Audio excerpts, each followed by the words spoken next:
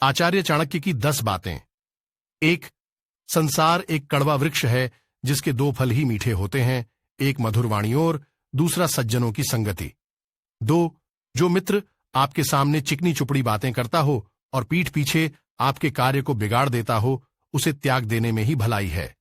चाणक्य कहते हैं कि वह मित्र उस बर्तन के समान है जिसके ऊपर के हिस्से में दूध लगा है परंतु अंदर विष भरा हुआ होता है। 3. जिस व्यक्ति का पुत्र उसके नियंत्रण में रहता है, जिसकी पत्नी आज्ञा के अनुसार आचरण करती है और जो व्यक्ति अपने कमाए धन से पूरी तरह संतुष्ट रहता है, ऐसे मनुष्य के लिए यह संसार ही स्वर्ग के समान है। 4. मेहनत करने से दरिद्रता नहीं रहती, धर्म करने से पाप नहीं रहता, मौन रहने से कलह नहीं होता और जागते रहने से भय नहीं होता। 5. मूर्ख शिष्य को उपदेश देने, दुष्ट व्यभिचारिणी स्त्री का पालन पोषण करने, धन के नष्ट होने तथा दुखी व्यक्ति के साथ व्यवहार रखने से बुद्धिमान व्यक्ति को भी कष्ट उठाना पड़ता है। 6.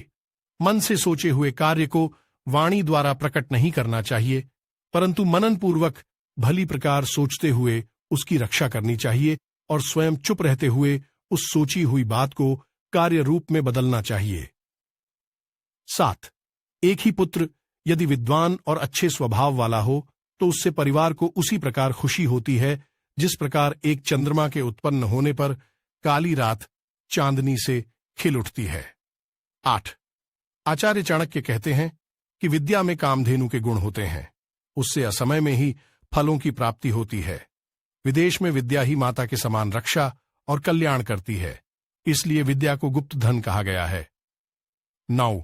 लोभी को धन देकर, अभिमानी को हाथ जोड़कर, मूर्ख को उसकी इच्छा के अनुसार कार्य करके और विद्वान को सच्ची बात बताकर वश में करने का प्रयत्न करना चाहिए।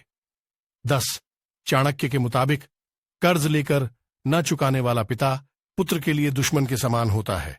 जब पिता पर ही बहुत सारा कर्ज हो तो पुत्र का जीवन कष्टदायी हो जाता है।